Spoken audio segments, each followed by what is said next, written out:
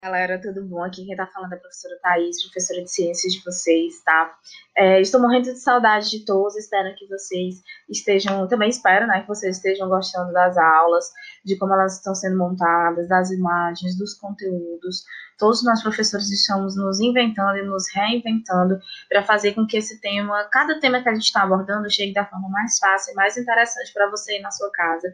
Então, realmente espero que vocês estejam tirando o máximo de proveito de tudo que a gente está fazendo para vocês, mesmo a gente estando à distância, tá? Saibam também que todos nós estamos morrendo de saudade de vocês e queremos que tudo isso acabe logo para que a gente possa se ver o mais rápido possível, certo? Amores, hoje a gente vai começar a estudar um pouquinho sobre como os seres vivos eles são formados e como nós, seres humanos, somos formados. A gente vai ver qual é a menor parte hoje que forma nosso corpo, tá? Para que nós sejamos seres vivos e como é que ela ajuda, como é que ela é organizada e como é que ela ajuda o nosso corpo a funcionar, certo? Nossa aula vai ser curtinha, vai ser rapidinha, vai ser mais uma introdução a esse tema que a gente vai aprofundando a cada aula que a gente passar. E aí a gente vai hoje abordar o capítulo 8, que é o capítulo que aborda esse tema, as células e os níveis de organização. Tá? Já adiantando que na imagem que vocês estão vendo aí, vocês estão vendo várias bolinhas azuis, rosas, né? Um azul mais claro, um azul mais escuro, com umas pintinhas mais escuras dentro, tá? É assim que quando a gente olha no microscópio, a gente vê muitas células do nosso corpo, ou também células dos seres vivos. Boa parte das imagens que eu vou mostrar para vocês são formas didáticas da gente conseguir entender o que tem dentro dessas estruturas meio transparentes que vocês estão vendo aí na imagem, né? Azul e meio rosa. A gente, através do avanço dos microscópios, que a gente vai falar um pouquinho já, a gente conseguiu estudar o que tem dentro delas. Então, a gente vai entender o que que forma elas, o que tem dentro delas e como é que elas funcionam e fazem com que nós, seres humanos, seres vivos, possamos funcionar também, ok? Então, o objetivo da aula da gente hoje é compreender o que são células e as suas funções nos seres vivos, tá certo? Primeira coisa que a gente tem que ter em mente: desde que o homem se entende por homem, ele consegue olhar o universo e se indagar o que é que forma esse universo, como é que tudo está funcionando de forma harmônica para que nós possamos existir, né? Nós, seres humanos e os seres vivos, possamos existir. E através disso, o ser humano ele sempre criou ferramentas, né, tecnologias que permitissem com que a gente estudasse cada vez de forma mais profunda o que tem ao nosso redor. Um desses caras que inventou essas ferramentas revolucionárias, né, nas nossas vidas foi o Anthony Van, tá? Ele era um cara que gostava de estudar lentes e através desse estudo de lentes ele queria observar estruturas muito, muito, muito pequenininhas, tá? Essas lentes elas já eram estudadas desde a Grécia Antiga, da Roma Antiga, os gladiadores, os ex-imperadores da época que iam ver os gladiadores, eles usavam associações de lentes para conseguir ver os gladiadores, né, naquelas arenas gigantescas. Já o Anthony Van, ele também usou esse tipo de pensamento para estudar estruturas muito pequenininhas, tá? Aqui vocês estão vendo ele no retrato e aqui uma estrutura que ele formou para poder, essa estrutura aqui amarelinha, para poder observar essas partes muito pequenas que ele nomeou de microscópio, tá? Então ele colocava o material aqui embaixo, olhava aqui por cima, e aí, através de associação de lentes, ele começava a ampliar essa imagem. E aí ele conseguia ver estruturas cada vez menores. Tia, parece com o meu óculos, para quem usa óculos, né? Que a gente tem várias lentes para facilitar a gente ver coisas muito longe ou coisas muito próximas, né? Depende do qual é o seu problema, se você não consegue ver algo longe ou algo de perto. Sim, é como se fosse o nosso óculos, só que de uma forma que tu consegue ampliar muito, muito, muito, muito mais o que tu consegue ver, tá? Esse microscópio que ele criou, ele chamava, é um microscópio óptico, ele era bem simples. Hoje em dia, a gente tem microscópios extremamente avançados, que nós chamamos de microscópio eletrônico. Ele consegue ampliar 5.000 vezes uma coisa que a gente quer olhar. Mas naquela época, tudo começou. O nosso 5.000 vezes que a gente tem hoje para ampliar foi esse microscópiozinho mais simples que está aqui para ser mostrado para vocês. O Anton, ele conseguiu observar micro-organismos como estruturazinhas muito pequenas, de algas, ou conseguiu ver espermatozoides também se movimentando, alguns vermes que ele botava, tudo ele pegava e colocava aqui e tentava observar. E aí ele foi o introdutor para a gente entender que o mundo, ele na verdade, ele era feito muito mais de estruturas microscópicas, né, que não eram vistas a olho nu, do que coisas macroscópicas, como a gente, né? E aí, a partir dos estudos do Anthony, teve um outro cara chamado Robert Hooke. Ele gostava de estudar partes de planta. Então, ele pegou aquela invenção do microscópio do Anthony e pegava partes das plantas, principalmente a casca do tronco da árvore, e ficava observando. E com o tempo ele observou que ela era formada desses espaçozinhos, como se fossem espaços vazios, tá? E o Robert, ele deu o nome desses espaços de célula, que lá na frente, quando ele avançou os estudos dele, ele percebeu que esses espaços vazios, na verdade, só estavam aí porque a parte da planta que ele estava estudando já estava morta. Esses espaços vazios que ele observava, na verdade, quando a parte da planta estava viva, tinha várias estruturas aqui dentro, que são as células que a gente estuda hoje. Então, o nome célula, na verdade, vem do nome célula, da primeira estrutura que o Robert Hooke ele estudou, que foram esses espaçozinhos que ficam presentes quando a célula morre. No caso da célula vegetal, no caso da célula planta, da célula das plantas, né, que a gente chama isso aqui de parede celular. E aí, depois, no tempo, ele viu que, na verdade, isso aqui abrigava estruturas que se movimentavam, que tinham função, que estavam vivas, e aí ele deu o nome dessa parte que compõe as plantas de células, tá? E não parou por aí. Em 1820, um outro cientista, utilizando também os microscópios, conseguiu ver que dentro de cada célula, principalmente de plantas e de animais que eram mais estudados, né? Você tinha uma estruturazinha menor e que essa estrutura é muito importante para a função da célula em si. E ele disse que esse local era onde a célula guardava, na verdade, as instruções de como funcionar. E ele deu o nome disso de núcleo. A gente vai ver lá na frente que o núcleo ele tem o nosso material genético, que é onde a gente guarda todas as informações de como a gente funciona. Em 1838, um botânico chamado Matias, ele estudava plantas e ele concluiu que todas as partes da planta, né, não só a casca ou não só a parte da folha, algumas partes que foram estudadas por Robert, mas todas as plantas e todas as partes delas eram feitas de células, e que as células eram as unidades básicas das plantas, tá? E em 1839, um zoólogo, que é o cientista que estuda animais, viu que essa mesma ideia se aplicava para os animais. Então, todos os animais e todas as partes dos animais também tinham como unidade básica a célula. E a partir daí, Theodor e Mateus, né, ou Matias, na verdade, se juntaram para fazer uma teoria, que a gente conhece hoje como teoria celular. O que é que a teoria celular ela fala? Todo e qualquer ser vivo é formado por célula. Todas as partes de ser vivo é formado por célula. Mas existe ser vivo que só tem uma célula, como as bactérias, por exemplo. Ele é um ser vivo porque ele tem célula. Nós temos várias células, nós somos organismos multicelulares, então nós somos seres vivos porque nós somos formados por várias células. E o vírus? O vírus, hoje em dia, vários cientistas afirmam que eles não são seres vivos exatamente porque eles não possuem célula. Eles precisam de uma célula para existir, mas eles próprios não têm célula, tá certo? Outra ideia da teoria celular, segunda ideia, que a célula é a unidade morfofuncional de todo ser vivo. O que é morfofuncional, né? Morfo significa estrutura. Então, estruturalmente, anatomicamente, a base do corpo de qualquer ser vivo é feita a partir de células. E o nosso corpo ele funciona de acordo com o funcionamento das células. De acordo com como a célula funciona, nós funcionamos, certo? E a terceira ideia é que toda célula surge de uma pré-existente.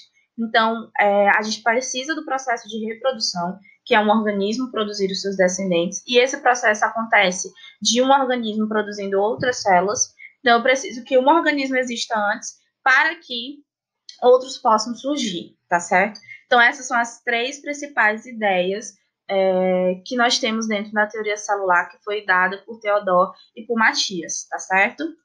E quais são as três principais partes de uma célula? A primeira parte é essa estrutura azul mais clara, que envolve separar a célula de tudo que há fora dela, que é a membrana plasmática. Além de separar e revestir a célula, a membrana plasmática controla tudo que entra e tudo que sai da célula, tá? É como se fosse uma portinha. Tudo que está dentro dessa membrana plasmática a gente chama de citoplasma, é uma estrutura meio aquosa, meio mole, parece gel de cabelo, tá? E dentro do citoplasma eu vou ter várias proteínas, carboidratos, açúcares, gordura. Eu vou ter estruturas menores que nós chamamos de organelas também, que servem para a célula funcionar, como se fosse uma indústria, onde dentro da indústria tu vai ter vários espaços menores que fazem a indústria como um todo funcionar. A indústria é a célula e cada espacinho menor seria a organela. E dentro da nossa indústria, a gente precisa de um chefe que coordena como é que aqueles partezinhos menores funcionam. Esse nosso chefe aqui seria um material genético que em algumas células está protegida nesse espaço que a gente chama de núcleo, tá? Existem dois tipos de célula, baseados naquelas três estruturas que a gente viu antes, membrana, citoplasma e núcleo. Quais são esses dois tipos de célula? A gente tem uma célula eucarionte, que é uma célula maior, uma célula mais complexa, uma célula que eu tenho várias organelas dentro dela, fazendo funções muito diversificadas e diferentes. É uma célula que tem um núcleo protegendo o material genético que está aqui mais escuro. Tá? Essa é a célula eucarionte. Quem tem célula eucarionte? Animais, plantas, protozoários, algas e fungos, tá? Apenas as bactérias possuem esse tipo diferente de célula que a gente tem aqui embaixo, que é a célula procarionte. A célula procarionte, ela é bem simples, ela é bem menor, bem pequenininha. Eu não tenho essas organelas aqui gigantescas, essa diversidade muito grande que eu tenho na célula eucarionte. Eu não tenho na célula procarionte. Eu só tenho uma organela que se chama ribossomo, tá? Ele vai ser responsável pela produção de proteínas dentro da célula. Ele também está presente na célula eucarionte, só que na célula procarionte só essa organela existe. Eu não tenho mais nenhuma outra. E além de eu ter um núcleo, na célula procarionte eu não vou ter esse núcleo. A célula eucarionte tem núcleo, a célula procarionte não. No citoplasma, eu já tenho um material genético, que a gente chama de DNA, espalhado e jogado sem nenhuma proteção, tá? Então, são essas as principais diferenças entre a célula eucarionte e procarionte. Aqui, eu separei aquelas organelas que eu disse, que geralmente tem na célula eucarionte, para a gente ver mais ou menos como é que elas são, as estruturas e funções. Como eu disse para vocês... deixa eu tirar do meio. Os ribossomos, eles têm a função de produzir proteínas, que são das principais moléculas para a célula funcionar. A mitocôndria é responsável pelo processo de respiração celular, ela que vai te dar energia, esse processo que é utilizado para produzir energia para você funcionar normalmente. Complexo de Golgi, tá? Ele é uma estrutura que ele transporta, armazena e transforma, ele modifica as substâncias que a célula produz para que elas possam estar perfeitas para o funcionamento dentro da célula. Além disso, são eles, essa organela que produz carboidratos, ou açúcares, como a gente chama normalmente no nosso dia a dia, tá? Os centríolos, que ajudam a célula a produzir outras células no processo de divisão celular. Lembra que eu disse que uma célula sempre dá origem a outra? Pronto. Esse processo a gente chama de divisão celular, e eu preciso dessa organela aqui no cantinho para que esse processo ele aconteça. A gente tem os lisossomos, que degradam tudo que entra dentro da célula e transformam em substâncias que a célula possa precisar. Então, se eu preciso de energia, eu tiro isso do que a célula coloca dentro dela, né, que é degradado pelos lisossomos, e depois a célula pega isso para produzir energia, para formar outras organelas, o que ela precisar. E, por fim, a gente tem os retículos, o retículo endoplasmático liso e o retículo endoplasmático rugoso. Ele é responsável pelo transporte também e síntese de substâncias, ou seja, produção de substâncias. Então, ele age muito junto com o complexo de Golgi para a célula ter todas as substâncias necessárias que ela precisa para poder existir e funcionar. Além daquela divisão dentro do... fazendo com que a gente divida o que tem dentro e fora da célula, né? Tem dentro da célula, na verdade, compondo a estrutura dela, e aí eu consigo dividir em célula eucarionte e célula procarionte, eu consigo dividir as células em célula animal e célula vegetal, tá? A célula animal e vegetal, as duas são tipos de células eucariontes, então elas são grandes e complexas, mas elas têm algumas diferenças entre si. Por exemplo, a célula vegetal, ela tem essa estrutura em volta da membrana plasmática que a gente chama de parede celular. A parede celular, ela deixa a célula vegetal com um formato mais rígido e protege ela de qualquer estrutura que tente degradar essa célula, ou um vírus que tenta entrar, uma bactéria que tenta entrar dentro dessa célula, para poder causar algum mal à célula. Então, ela serve de proteção, né, ao que tente entrar para fazer algum dano dentro dela. Além disso, ela dá suporte para que a célula ela possa crescer sem explodir, sem se romper, e manter a sua integridade, tá?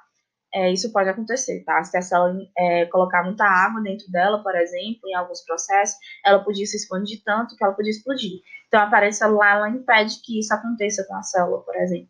Além disso, a célula vegetal ela tem essa organela gigante que vocês estão vendo aqui, meio transparente, branquinha, que a gente chama de vacúolo, que serve para a célula vegetal armazenar o que for necessário dentro dela para o funcionamento dela. Por exemplo, existem células que ficam de plantas, né, que ficam em cantos muito secos, e aí a planta precisa guardar água. Onde é que a planta guarda a água? Dentro da célula dela, na estrutura que a gente chama de vacúolo, que é esse espacinho aqui. A célula animal, ela nem tem parede celular e nem tem esse vacúolo gigante que ocupa um espaço muito grande na célula. Ela, na verdade, tem vacúolos, mas eles são pequenos e eles não têm só essa função de armazenar substâncias. Eles possuem várias outras funções. E, por fim, a célula vegetal, ela tem essa organela que a gente chama de cloroplasto. O cloroplasto ele é verdinho porque ele possui um pigmento chamado de clorofila, e esse pigmento ajuda a célula a fazer fotossíntese. Então, é por isso que as plantas elas conseguem fazer a fotossíntese e os animais não conseguem, porque nas nossas células a gente não tem essa organela. Então, essas são as três principais diferenças entre as células eucariontes vegetal e as células eucarionte, na verdade, animal, tá? Essas são as diferenças. E aí, por fim, a gente tem, dentro das células dos animais, olha, a gente tem várias segmentações.